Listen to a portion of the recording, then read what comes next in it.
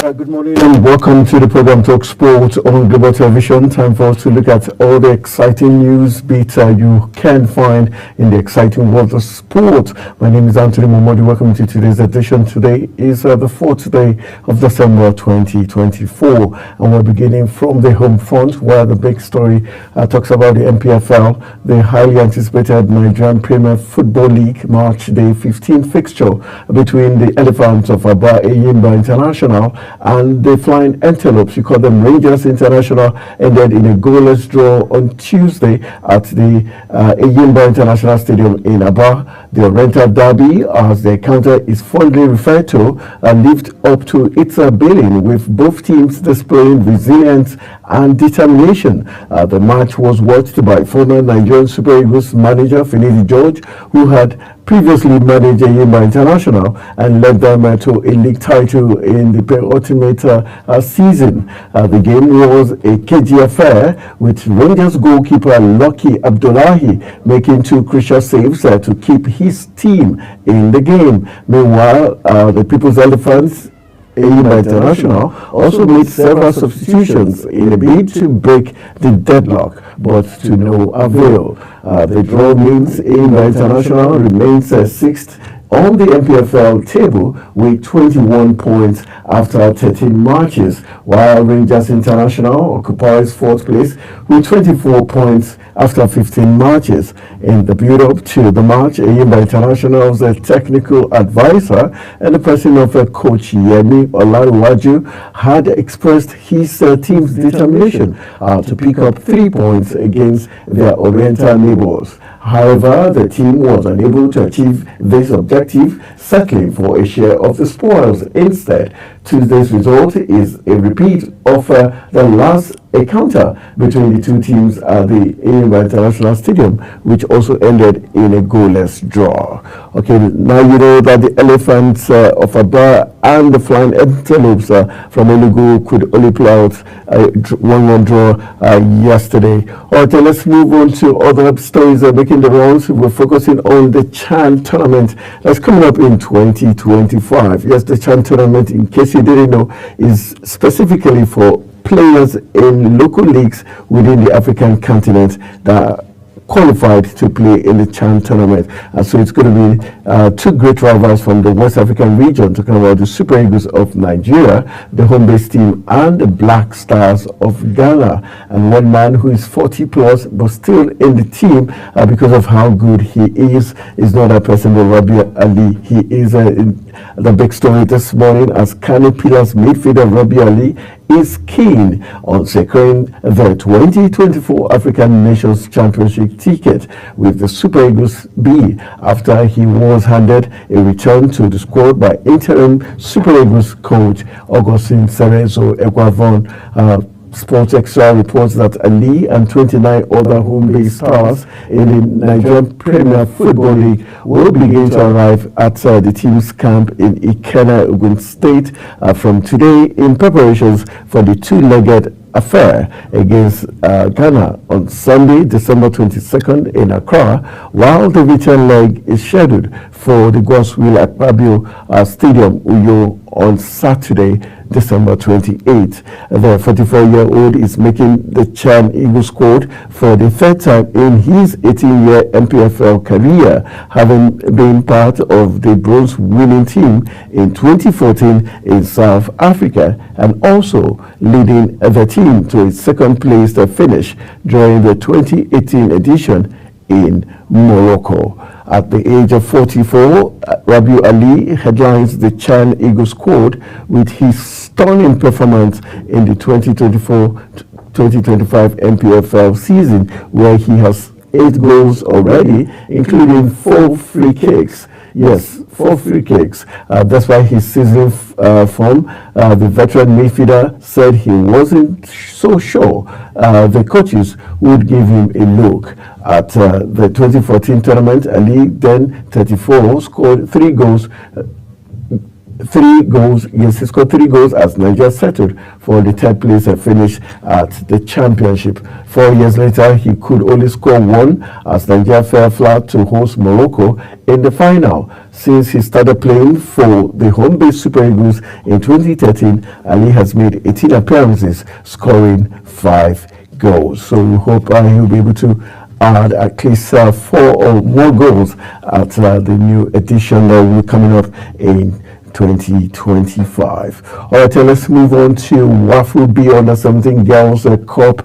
That's where the next big story is coming from, as Olowo Okere invites Moshood, Chidi, Effiong, and 22 others to camp. That's the punchy headlines there coming from the national team camp. Let's just let you know that head coach Bankole Olowo Okere has called 25 players to the camp of Nigeria's under 17 women's national team, the Flamingos, ahead of the WAFU Under 17 Girls Cup competition taking place in Ghana from the 12th to the 26th December 2024. The Gaffer has drawn principally from the Cup that not only reached the quarterfinals at the FIFA Under 17 Women's World Cup in the Dominican Republic some weeks ago, but also won the FIFA Fair Play Trophy of the competition.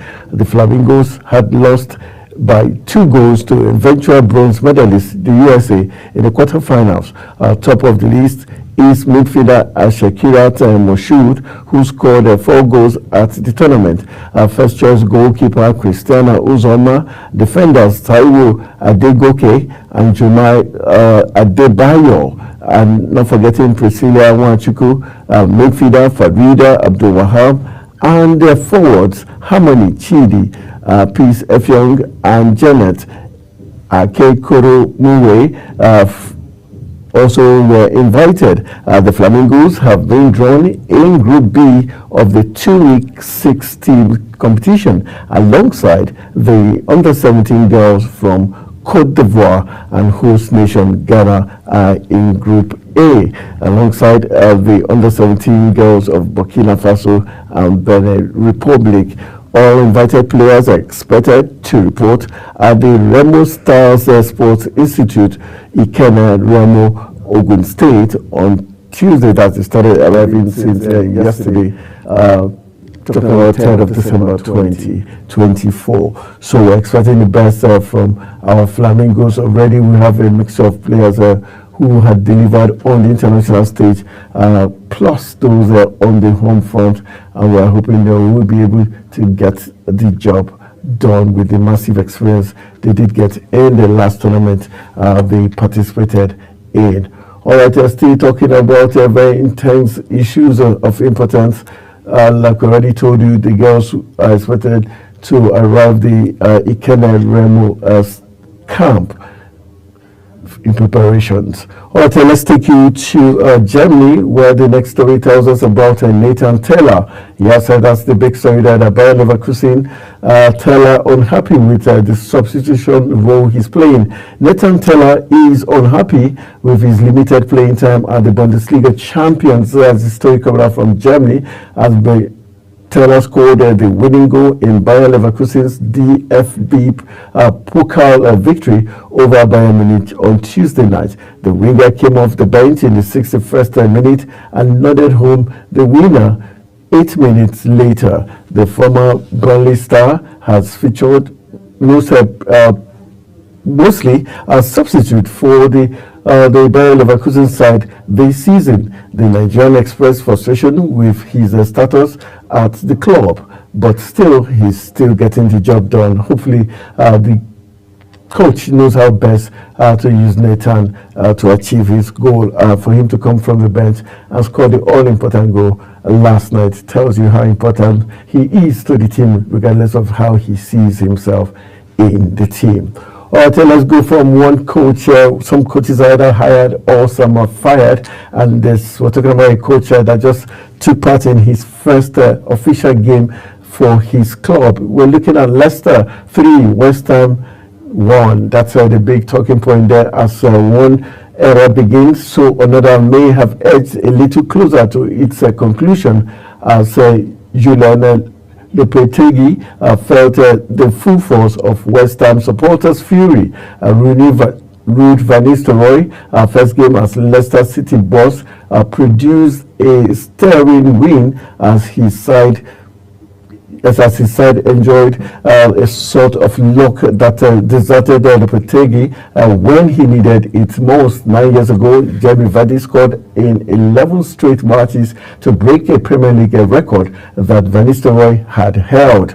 This game was only 98 seconds old when Leicester City's extraordinary talisman put his team ahead, and Bilal El Kanous doubled their advantage early in the second half. In between those moments, only West Ham, we know how they did not score. Just before the second, they had a goal ruled out for the foul on Leicester goalkeeper Matt Hamilton, who so often kept his team in it. To add insult to injury, substitute Patterson Daka made it 3 with time ticking, and West Ham sub Nicholas Fulkrug's stoppage time header was too little, too late.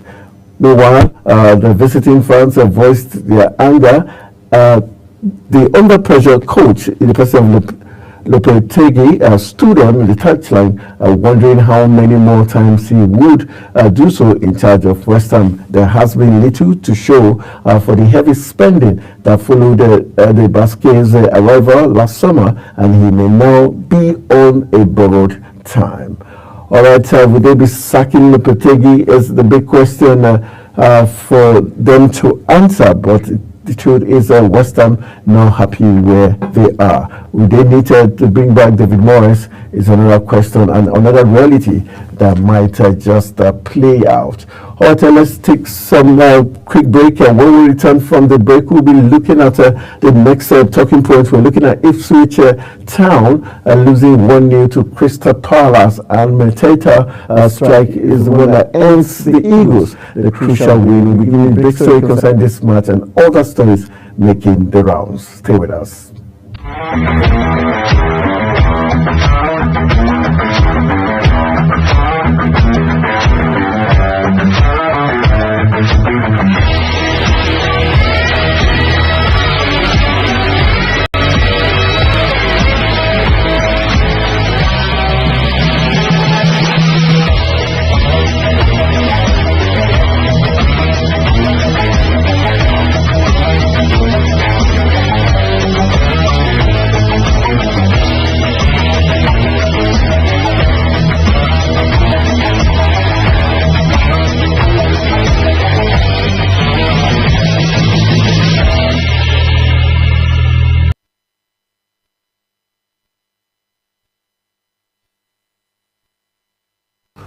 Welcome back to the second half of the program. Let's give you some other big stories concerning the match between Ipswich and Crystal Palace, where McGeehey ignored the continuing controversy over his rainbow armband to lead Crystal Palace to an impressive clean sheet and first away win of the season. Guehi again defied the FA by writing a message declaring his love for Jesus, and manager Oliver Glasner was also more delighted by the way his captain snuffed out Ipswich danger man Liam Delap to cap a perfect night for the visitors.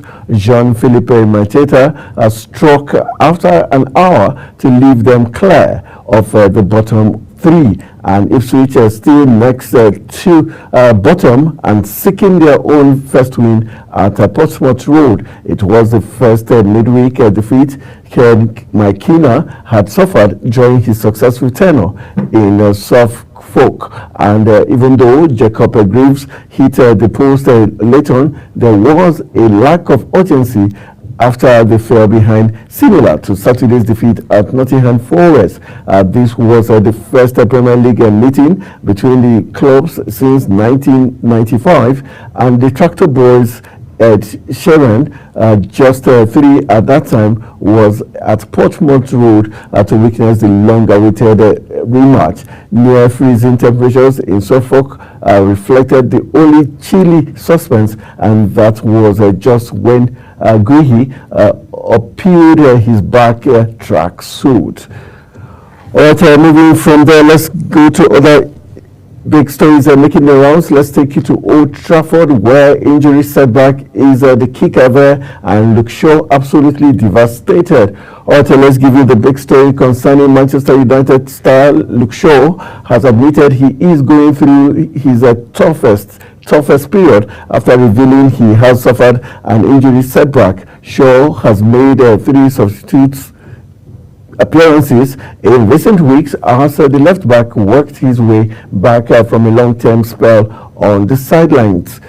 The 29-year-old had made his return against Ipswich last month, marking his first appearance for February. Shaw had worked back to fitness to feature for England at Euro 2024 after a hamstring problem, but sustained a calf injury ahead of the new Premier League season. The fullback has now sustained a new muscle issue and is expected to be out for a few weeks. In an emotional statement on social media, Shaw said he is absolutely devastated after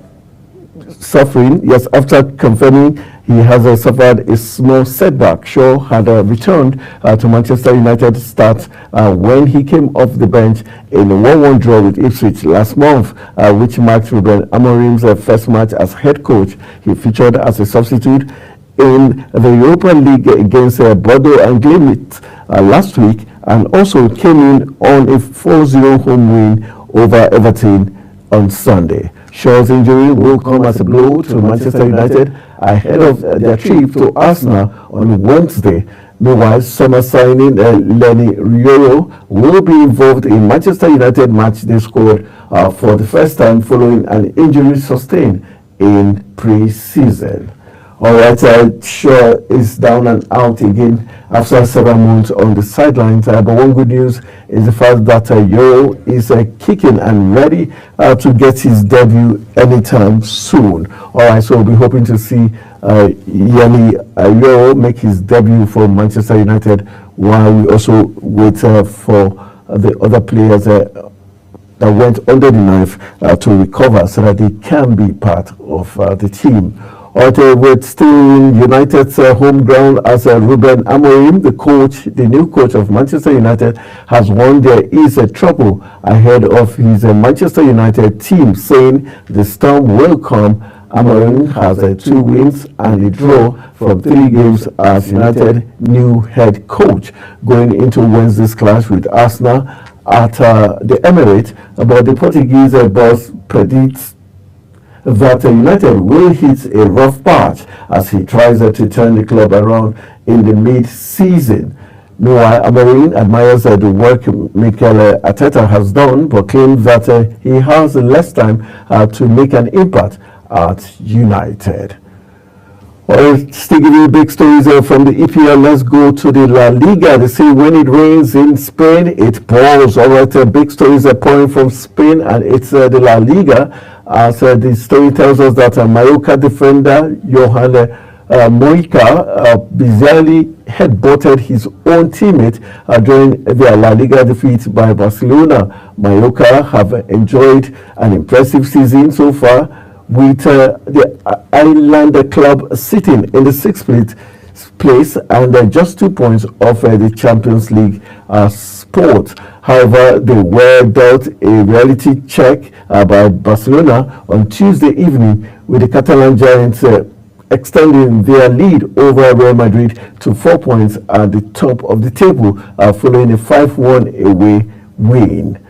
All right, meanwhile, the informed referee has scored twice, while Ferran Torres and Frankie de Jong and Paul Victor also got on the score sheet. Things had been looking up for the host when Vedat Mariki equalized on the stroke of halftime, but things took a turn for the worse after the break. On the 56th minute, Mallorca left back Mojica failed Lamine Yamal in the area for the conceded a penalty, and the Colombian was left fuming.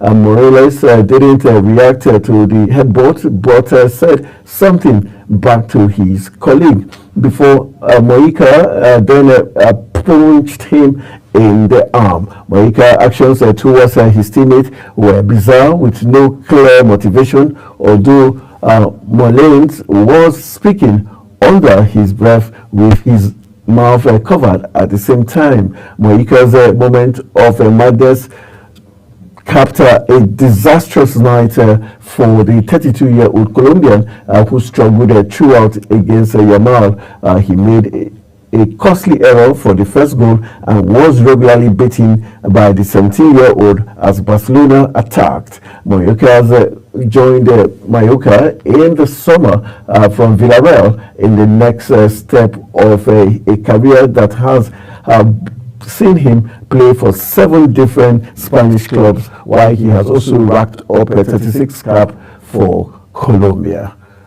All right, that's the story there coming out from was played out last night in Spain, where Villarreal, and it was Mallorca in the picture there. All right, let's move on to other interesting talking points. We're still going back to the EPL, where we've got some very controversial issues making the rounds. Let's let you know that Mike Guehi and Crystal Palace will be formally reprimanded by the FA after the star wrote "I love Jesus" on his rainbow captain's armband. The player and club had faced a charge with the FIFA and FA rules banning any political, religious, or personal slogans, statements, or images of players' equipment, which includes armbands. However, bosses at the FA have insisted and decided to remind Guehi and Palace of their regulations rather than take further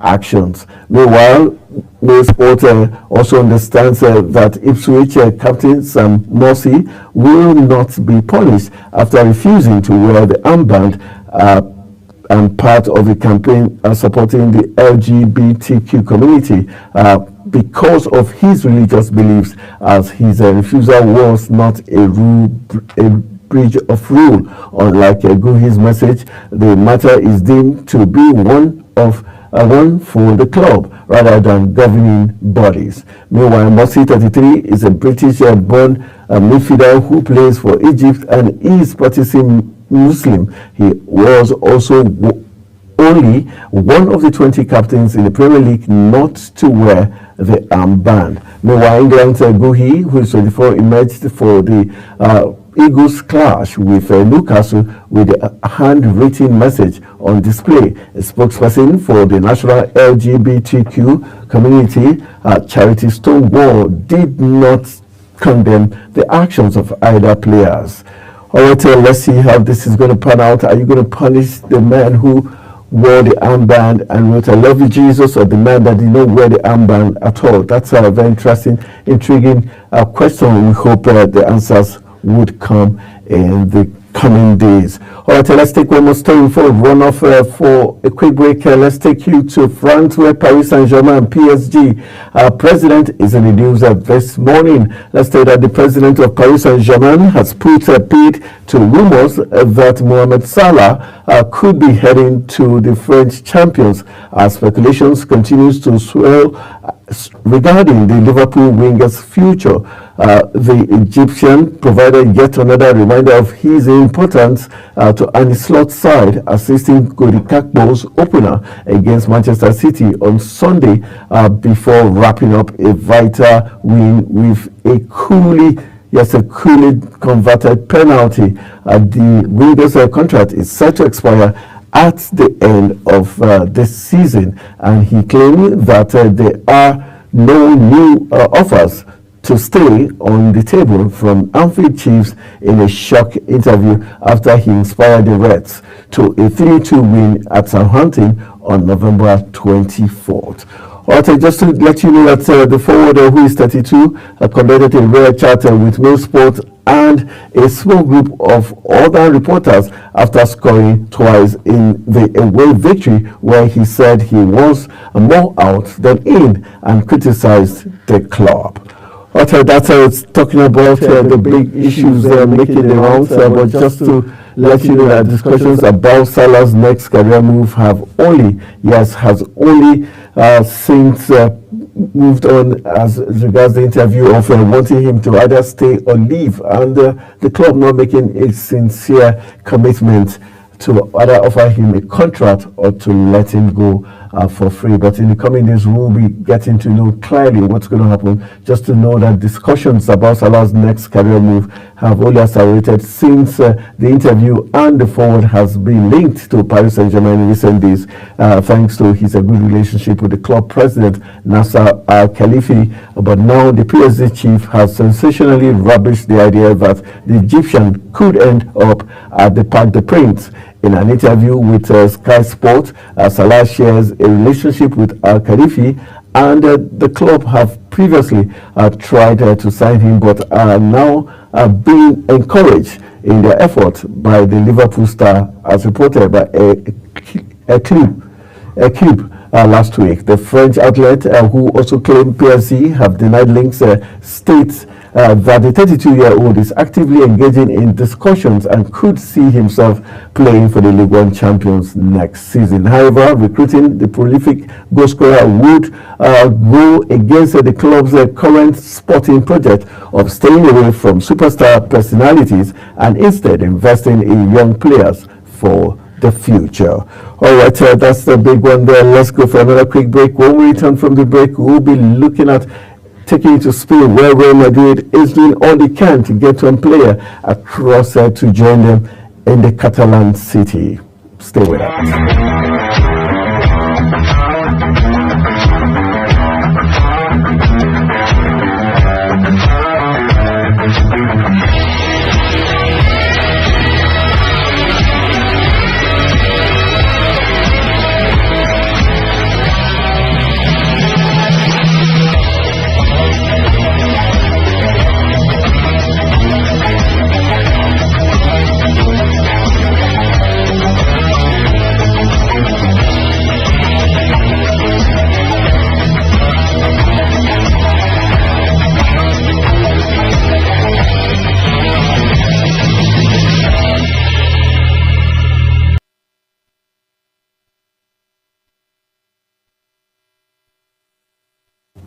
But we'll stay talking sport with all the big stories making the rounds. Let's go to Spain, where we've got some very interesting stories coming out from Spain. It tells us the Galacticos, we call them Los Blancos, Real Madrid will walk away from attempting to sign Trent Alexander-Arnold in January in favor of holding out to secure a free transfer for the Liverpool star at the end of the season. According to reports, the Englishman is amongst the trio of Liverpool stars at the risk of being allowed to leave the club for free, with Alexander-Arnold, Virgil van Dijk and Mohamed Salah all having only a few months remaining on their deals. Liverpool are actively negotiating with the three stars to extend their stay at Anfield, but face competition from a host of Europe's elite teams, with Madrid being long-term admirers of Alexander-Arnold. The reigning Champions League holders are leading the race to bring the accomplished fullback to the Spanish capital, and have been stepping up their efforts to convince him that a move to Madrid is the best option. A long-term injury to Dani Cavara has caused defensive problems for Carlo Ancelotti, and the club were expected to try to lure Alexander-Arnold away in January, but have now scrapped their pursuit. All right, that's Real Madrid. They're trying to get the 26-year-old who is amongst the Premier League's most valuable players, but will try all they can, be available for a cut price fee in the mid-season transfer window as his contract edges closer to expiration. So with Liverpool let him go after he has run down his contract and lose him for nothing, or cash him for a big amount at this point, that's going to be the tricky question. But there's no doubt that Trent Alexander-Arnold would like to move on to other teams once his contract ends. But just the same thing Madrid did to get Ronaldo and Co. That's what they're trying to pull this time around to get Trent Alexander-Arnold.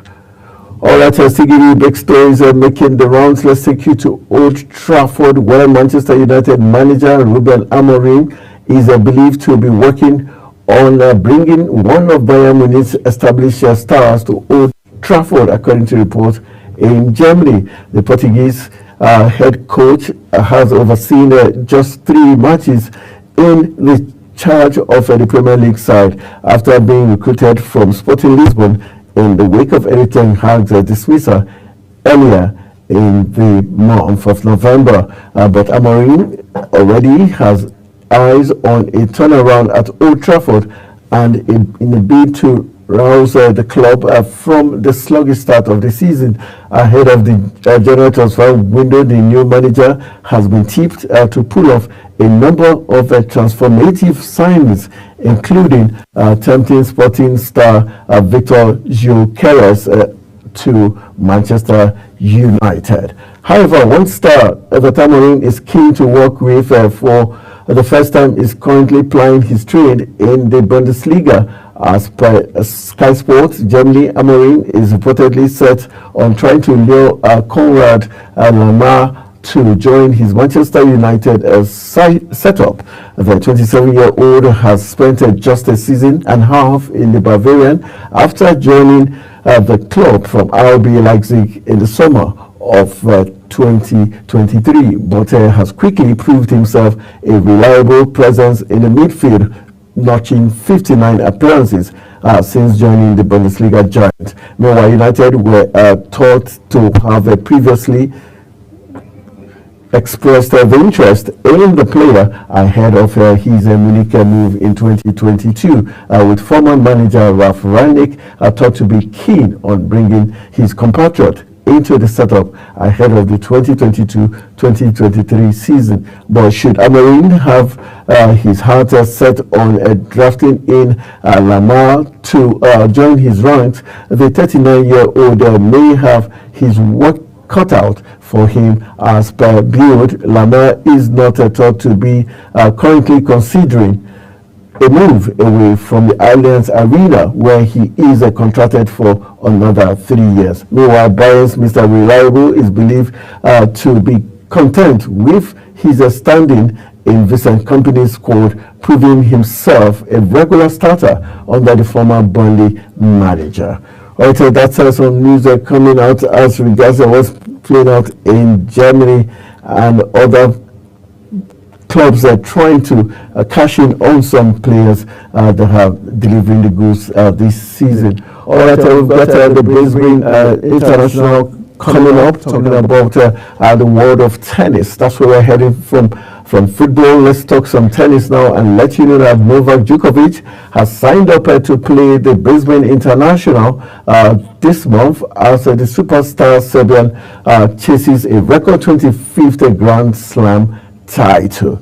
Meanwhile, Djokovic joins a Brisbane field featuring Nick Kyrgios, defending champion Grigor Dimitrov, Holger Rune, Francis Tiafoe, and Matteo Berrettini. Meanwhile, Sebastian Korda is also involved, and Gael Monfils also involved. Let's tell you that locals hopes Alexander Popyrin and Jordan Thompson, the ATP event runs from December 29th until January 5th, with the Australian Open beginning on January 12th. Meanwhile, Djokovic is coming off a frustrating season, with 2024 marking the first year since 2017 in which he failed to win one of the 4 major titles. Meanwhile, the 37-year-old now ranked 7th in the world is 1 trophy away from surpassing Margaret Court's joint record of 24 Grand Slam single crowns. Meanwhile, Djokovic defeated Carlos Alcaraz in Paris to win his first Olympic gold medal earlier this year, joining Rafael Nadal, Andre Agassi, Steffi Graf, and Serena Williams as only the 5th tennis player to complete the fabled Golden Slam. Meanwhile, Bernard Tomic is currently training in the Gold Coast as he prepares to compete for the Australian Open main draw sport for the first time in 3 years. But just to let you know that the former world number 17 ranking plummeted as low as 825 in 2022, but at 32 he has battled back to number 214. After briefly breaking into the top 200 in October, Tomic is now a position to contest Australian Open qualifying next month. Also, just to let you know that remarkably, Tomic competed in a low-level event in Mexico, the Dominican Republic, Qatar, Kuwait, Ecuador, Turkey, Brazil, Thailand, India, Colombia, Spain, United States, and Canada in a bid to rebuild his ranking. Meanwhile, retired Australian Davis Cup representative John Millsman was full of praise for Tomic, grafting all over the world. All right, from the game of tennis, let's move on to the game of Formula One, and it's the big story that Jenson Button has passed a verdict on Max Verstappen's X-rated tirade with George Russell as the Red Bull star slammed for Mercedes counterpart during the several clashes across a tense Qatar Grand Prix weekend. The former number one world champion is amongst the less controversial former stars, but had strong criticism for the Formula One as the two drivers endured a furious confrontation in the Middle East. Meanwhile, tempers initially fled after Verstappen was dramatically stripped of his pole position following qualifying that instead handed Russell top spot on the grid heading into Sunday's ultimate showdown in the calendar. Just to let you know that the newly recrowned world champion was penalized for driving unnecessarily slow and impeding other racers in the race. Meanwhile, the Mercedes-man as they geared up for the final flying laps at the Lusail circuit. Meanwhile, the steward's decision demoting Verstappen one place came 3 hours after the action ended and gave Russell only his 5th career pole. Both drivers were called to the steward's room to determine who was at fault during the qualifying exchange, and Verstappen later filmed that he had lost all respect for the Englishman, who he labeled a hypocritical and two-faced person. That's what you get when you're doing sport, a lot of passion when it comes to sport. Let's go for a real quick break. When we come back, we'll be wrapping up all the stories making the rounds on today's edition of the program, Talk Sport. Stay with us.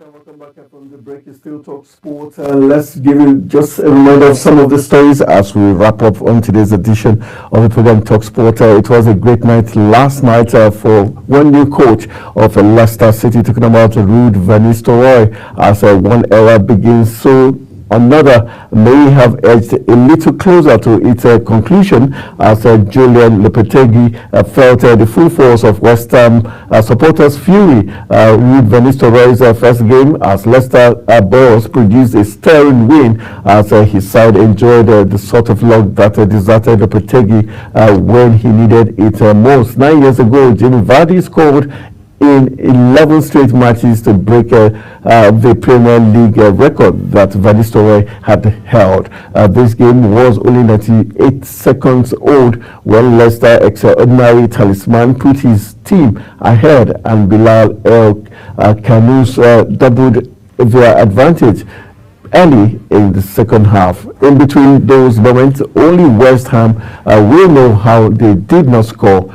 Just before the second, they had a goal ruled out for a foul on Leicester's goalkeeper, Mad Hammerson, who so often kept his team in it. To add insult to injury, substitute Patterson Daka made it 3 with time ticking away, and West Ham sub Nicholas Fokro's stoppage time header was too little, too late. While the visiting fans voiced their anger, the under pressure the Portuguese stood on the touchline, wondering how many more times he would do this in charge of West Ham.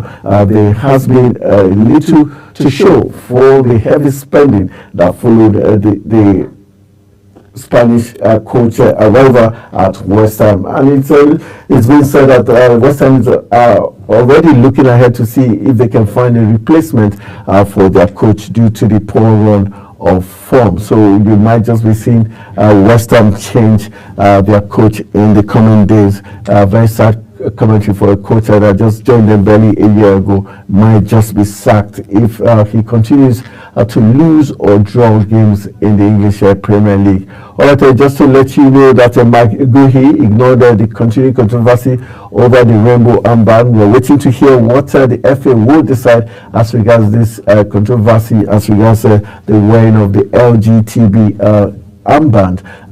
For McGee, he did wear his but wrote I love you Jesus on it, and that had caused some ripples by the Football Association. So hopefully we're waiting to see if he will be charged and fined or not. That's going to be a very interesting thing for us to see as we look at as stories making the rounds. All right, one unlucky chap who just returning from injury is in the news. We're talking about Manchester United admitted he is Manchester United star in the person of Luke Shaw has admitted he is going through his toughest period after revealing he has suffered an injury setback, and that's we hope he will be fine and he'll be back early enough for the cracker over the weekend when Manchester United will be traveling to the Gunners.